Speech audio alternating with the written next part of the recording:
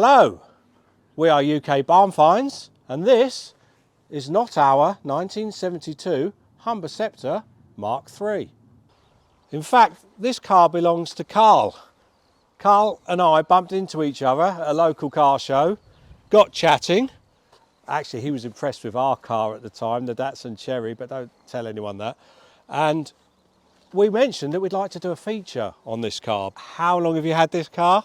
I've had this car for 18 years. And why did you buy a Humber Sceptre and not a Ford or a Volkswagen or any of those minis, anything? For that very reason, because everybody buys a Ford or a Mini or a Volkswagen. No, seriously, I don't know. It was an impulse buy. I happened to stop one day literally to get a refreshment and went into the shop, bought a can of drink, noticed a picture of it, a Polaroid picture of it, and asked the guy in the shop, and he said, it's mine, it's around the back. And the conversation went from there. I took the car for a test drive, took it to a friend who was local in the garage, and got it up on the ramp, and everybody tried to talk me out of it. And I think that was it. When they said, don't buy it, I did. So when you say you saw a Polaroid picture, and for you youngsters out there, Polaroid cameras, ask your mum and dad about them, they probably had one. Was it an actual for sale advert? Yes, yes it was, yeah. What colour is this? It's metallic spice brown. That's the roots colour. It's a genuine roots, That's a roots genuine colour. Roots colour. And the metallic is just awesome. Do you ever see any others? Yes. You do? They do come up online. This is an auto, so there aren't many autos compared to manuals. No. In terms of how many have registered, to be honest with you, I haven't done my research up to date. Yep. But I wouldn't have thought there's that many, to be honest with you. Right. It's a 3-speed Borg Warner. They did this as a manual with overdrive. And basically what it is, it's the sort of Gear X, if you like, top of the range of a Hillman Hunter. Right. So what features have you got in here? What made this? This would be like a luxury car almost back then. Yeah, so compared to the Hillman Hunter, you've got the walnut dashboard, you've got a couple of additional clocks, you've got the vinyl roof. So yeah, it just and just extra badges, a bit more chrome trim, etc. But the car itself is a conglomerate of other roots, bits and bobs. Right. So for example, the steering wheel, it's not the original steering wheel, that came off a Hillman Imp. Right. Okay. These wheel trims, they're also not the original ones. Have you done these? Yeah, so these are little bits that I've picked up as I've gone along. But they're kind of what you call period modifications. Exactly. Yeah, you haven't gone down a modern route. That's the bit. Yeah. I haven't followed the route of making it into a car that is how it should be. No, because you'd constantly be dissatisfied. I'm kind of with you on that. If you're trying to chase perfection, there'll always be something that someone will say, that's not the right screw you've got in there. They go down to that nth degree, don't they? But it's kind of the sort of thing that in the 80s and 90s, when these were getting a bit older and somebody young having them as their first or second car would have done those sort of modifications just to put their stamp on them. A point in case, the Hillman Hunter GT had the black band going across here. Yeah. This didn't. So during part of early restoration, I just painted it satin black. I thought it just complemented the vinyl roof, and yeah, it's not a traditional Mark III Humber Sceptre in the visual. No. But it's your Humber Sceptre Mark III. That's what's important. That's right. Shall I pop the bonnet? Yeah, you can do. So what you're looking at is a standard 1725 engine. Yeah. Okay, it was rebuilt back to standard. You've got a whole bay manifold on there and an inlet. We got rid of the twin Strombergs and just went for the larger Weber with a cold air induction. Okay, the plenum chamber, etc. Yeah.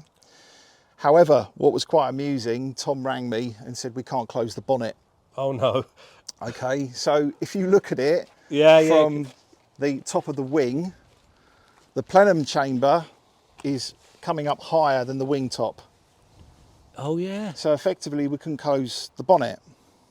And I said, okay then, let's cut a hole in the bonnet.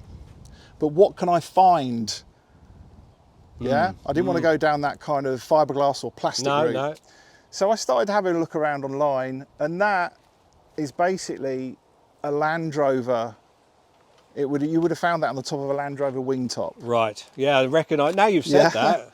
But it's stainless. I guess it was its first step away from looking like that old traditional Mark III Sceptre. Yeah. Yeah, it serves no purpose other than the issue with that plenum chamber. A little bit of extra air is not going to harm, is it? Absolutely. You don't have to answer this.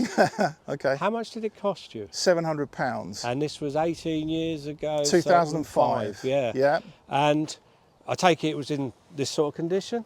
No, the car it was rusty. I mean, the wing tops had gone, which is quite common on these. The bottom of the wings, the sills, the rear valance had gone.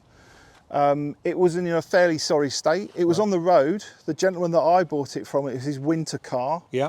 Another petrol head. Yeah. The opposite of like what you might have a car like this for now. It'd be your summer car. Yeah, quite. Has it been reupholstered or? No. That's all. That's all original. Original roof lining, original seats and interior. From what I know of the car belonged to a guy. It was over in Sudbury, from what I understand. Oh, very local. Yeah. Elderly gentleman had the car. I heard other stories that who it changed hands from there to, I'm not entirely sure. I heard that it ended up at a scrapyard and somebody saved it. I was at a show not that long ago, and a gentleman, Martin Brock, came up to me, he's owned the car. Right. So I think, I'm not sure if I'm the 5th or 6th owner, but it's always been a local car. Yeah. So what's the longest you've been without the car then? What's been the biggest time? Oh, well, we had a problem with the gearbox probably about 4 years ago, and that went out and had some work done on it. So it was off the road during that 18-year period. It has been off the road for a year, having cumulatively. Having things done to it, etc. And would you know how many miles you've put on it over the years? Do you remember how many it had when you got it? That's the interesting thing. When I bought the car, and I don't know, probably, I'm not sure if it's been around the clock, but I think I've only, in that 18 years, I've probably not done 10,000 miles in it. Right. And so you tend to keep local? Yeah. Shows, obviously. That's how we met. Yeah. What Enfield pageant, maybe, something like that. Do you go out for a Sunday drive? When I can. Yeah. And is this car going to be with you forever?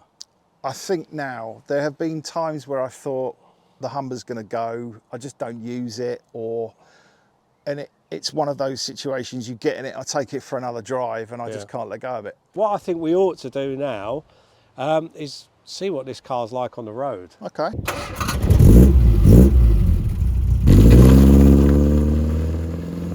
Karl, I must say, I'm really enjoying this test drive, and these seats are super comfy. These seat covers are amazing. Where did you get them from?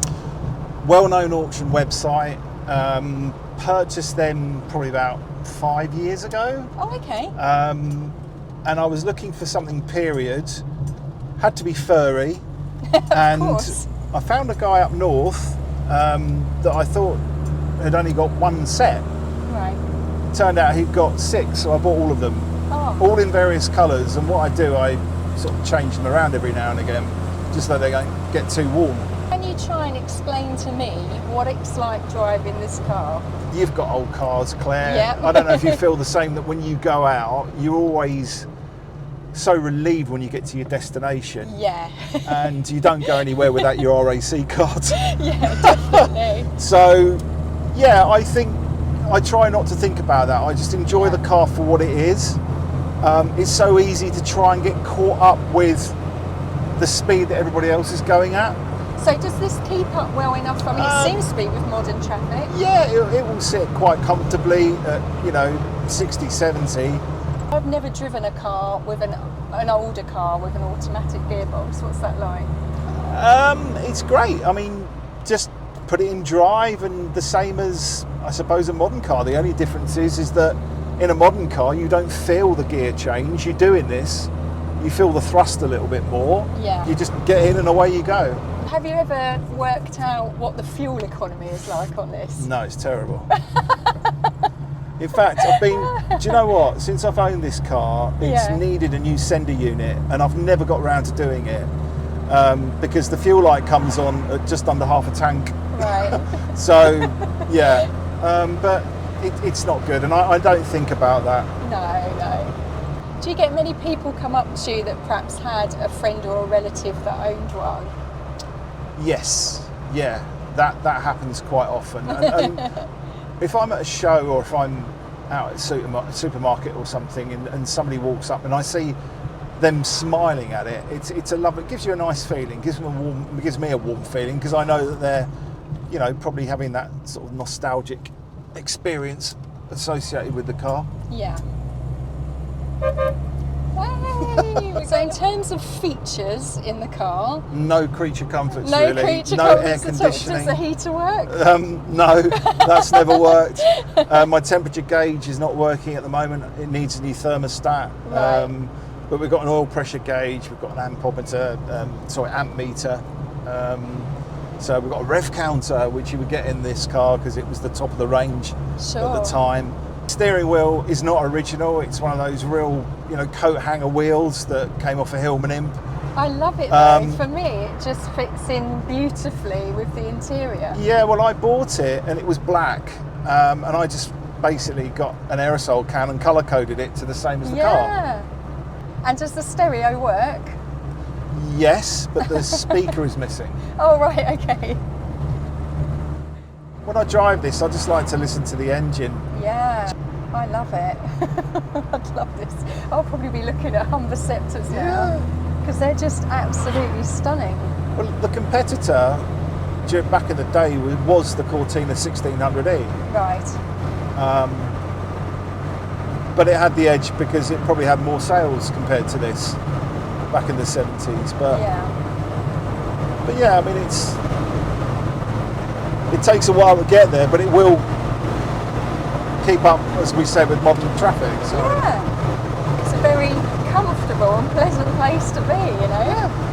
It's a really there are worse beautiful. places to be. Yeah, absolutely, far worse. Usually most of our cars, to be honest. It's an old brown car that I've put my mark on. Yeah. And I get so much pleasure out of driving it. I really do. It makes me smile. It feels different compared to modern cars, so it's great. Oh, she's a beaut though, I love her. Thank you. Oh, she's so lovely. When we got back from our test drive, Karl asked if I would like to have a drive in the car around the farm. Of course I would.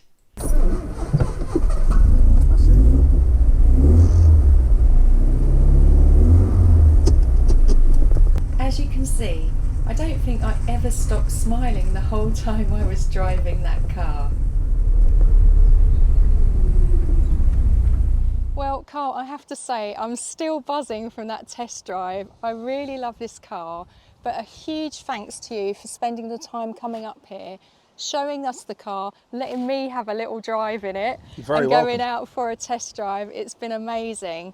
Hope you've really enjoyed this video too, and if you want to see more cars like this, please remember to like, share and subscribe. Bye for now.